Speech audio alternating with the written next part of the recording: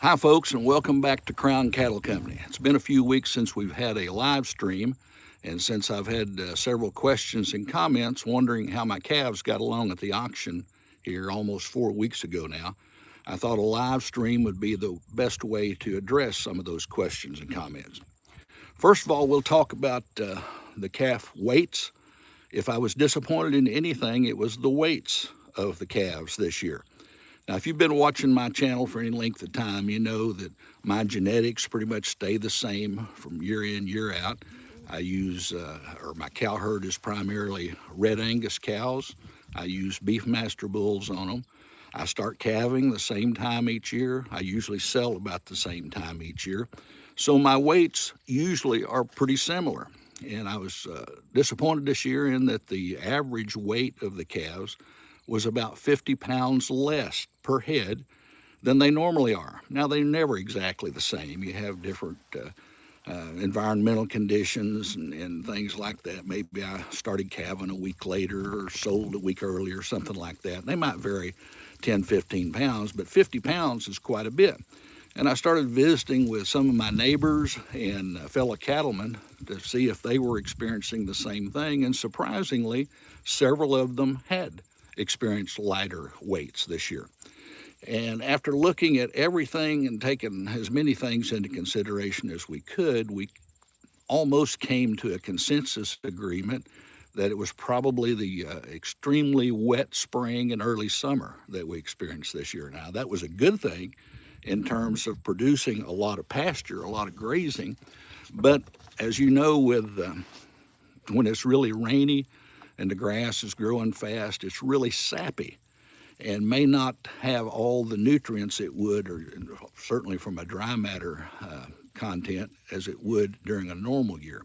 And I could see some of that. We live about a quarter of a mile off the road, got a driveway down to our house here. And of course, the cows walk across that and they defecate on it. And for the longest time, it was really thin this year, meaning they weren't getting, I don't think, all the nutrients out of that grass that they should have been getting. Then it turned dry in July, but up until the middle of July, we had very timely rains, and the grass was growing tremendously fast. So I don't know if that's what it is or not, but that's the best conclusion that my neighbors and I could come up with. So the weights were a little disappointing, but believe me, the prices more than made up for that. In my wildest dreams, I never imagined that feeder calves would be this high priced at this time of year.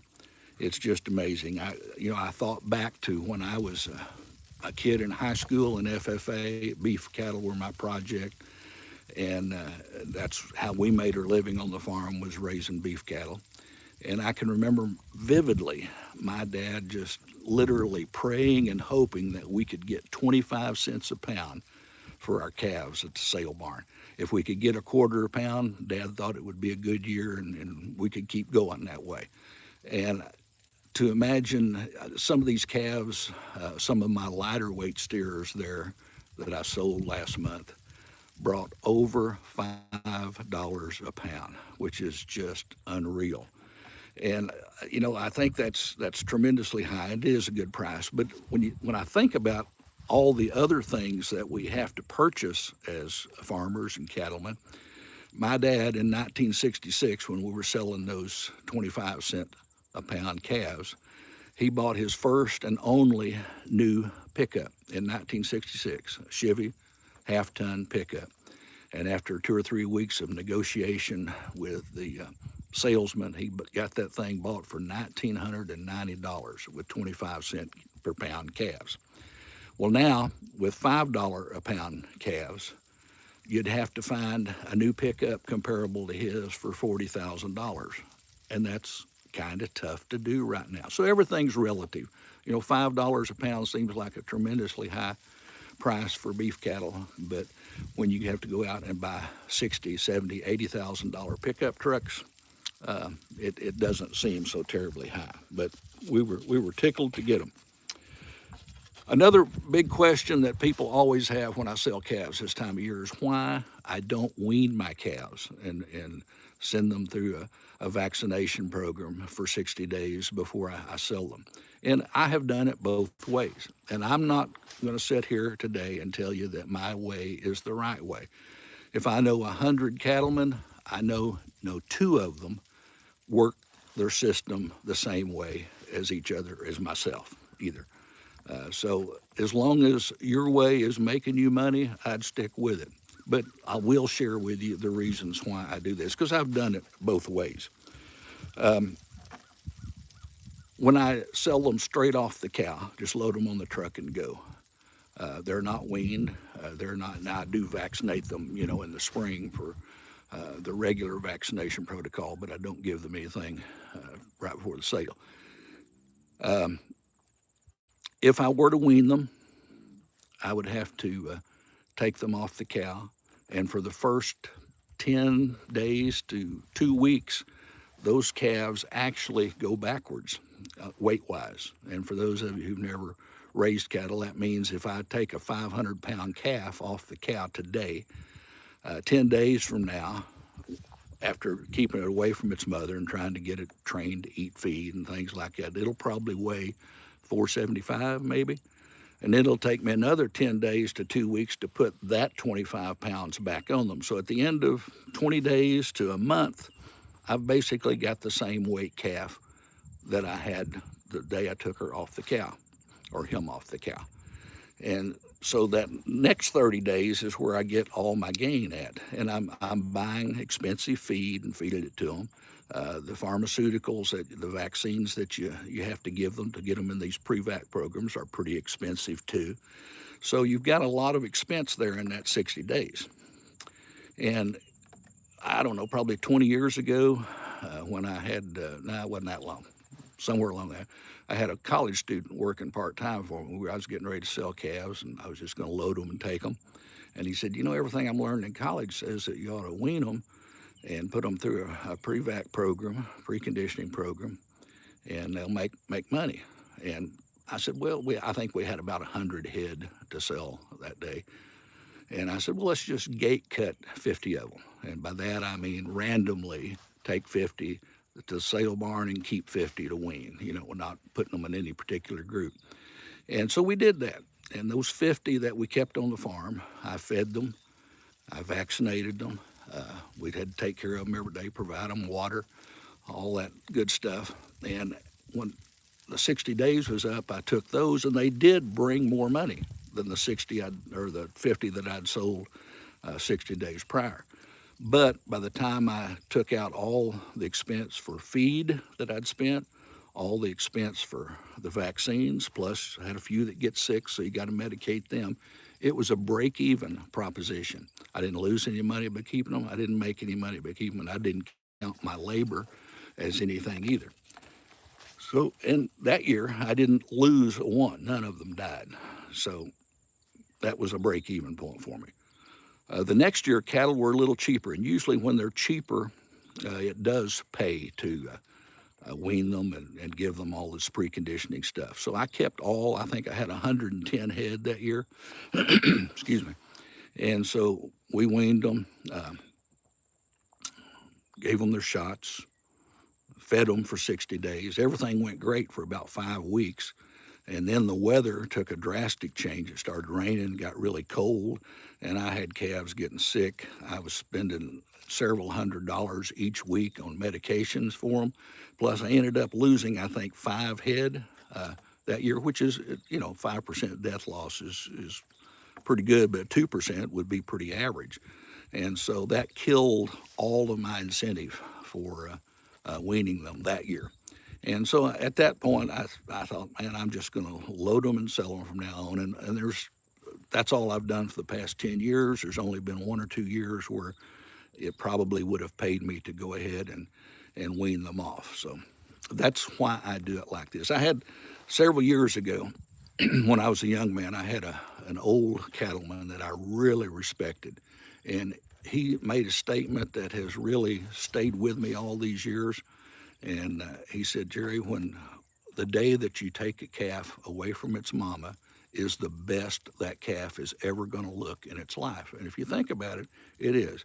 Its hair is shiny, its eyes are bright, it's healthy, it looks good to the buyer. So It's never going to look any better than that day you take it from its mama. But again, I'm not saying that that's the way you should do it. It's worked for me, and I'll continue to do it until it doesn't work for me.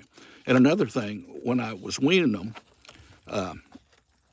I had another farm that had perfect facilities for that. It had ready access to clean water. It had a lot of concrete. It was an old dairy operation, so you didn't have to worry about the calves wading in the mud and things like that. It was just really a good place to wean them. Well, I've since sold that farm, and right now I don't really have the facilities or the area that would lend itself to a real nice way of weaning them and keeping them out of the mud and keeping them healthy and having access to water. You need a smaller area than I've got now with just these wide open farms behind me. So, but I could make facilities, but I'm 73 too, and I'm probably not going to do that in my age, when knowing I don't have that many years left to run cattle. So, hopefully that answers your questions as to why I don't wean cattle. I just sell them straight off the cow, and again, with prices this year, looking back, I don't think it would have made me any money at all to have weaned them and sold them 60 days later. Now, I did luck out. If you keep up with the markets, there was a time period there, just about the time I sold, where because of the news and things like that, prices took a tremendous drop in about a week there. And I lucked out, not because I'm any smarter, it's just plain old dumb luck for me. But if I would have sold them 1 week later, I figured it up, I would have probably gotten about $200 per head less than I did. So, it pays to be lucky as much as it does good. And I think that's one reason I've never had any desire to go to Las Vegas. Raising cattle is a gamble any way you look at it, from a price standpoint, from a health standpoint. And that's one thing that makes it fun. It's unpredictable. As we end today, though, several of you commented that you were really impressed with that young man that accompanied his grandpa on the Cowboys when they rounded up my cattle there 4 weeks ago. I don't know any 7-year-old boy anywhere in the country that can handle a horse any better than Heston does, that at his young age has cow sense, knowing where to be to herd cattle and things like that. Plus, he's just a tremendous young man. He's really polite, knowledgeable, intelligent. I got a kick out of him when he was working with his grandpa there. He said, "Grandpa, I think it's time I start thinking about getting my own place, picking up some land to go with me." He's got cattle already. He just needs land. But he's just a good young man. Of course, his grandpa has cowboyed his whole life. His dad is a fieldman for the livestock auction where I sell my calves. And so he was probably watching his dad and grandpa sort cattle a week or two after he was born, most likely. So, that's pretty much all he knows. And right now, that's what he wants to do for a living. So I hope he's able to make that happen throughout his lifetime. But he was sure a joy to have around, and a lot of fun to watch him work the cattle that day. Well, that sums it up. I hope I've answered some questions that y'all have had about. I want to say one more thing about the prices of the cattle. A lot of people are complaining that beef is so high in the grocery store, and it's way higher than it has been. That's for sure. But when you think about it, why that is, we've got fewer cows in the United States right now than we've had since the 1950s. And I didn't learn a lot in college, but I did learn in an economics course about supply and demand. If the demand stays the same and your supply gets a shortage going, which is what we got right now, we got a shortage of beef cattle in the United States. The only thing that can happen to price is that it goes up. It's not going to stay this high forever. Any of us in the cattle business know that it goes in trends. I don't think it's ever going to go back to the way it was pre-COVID.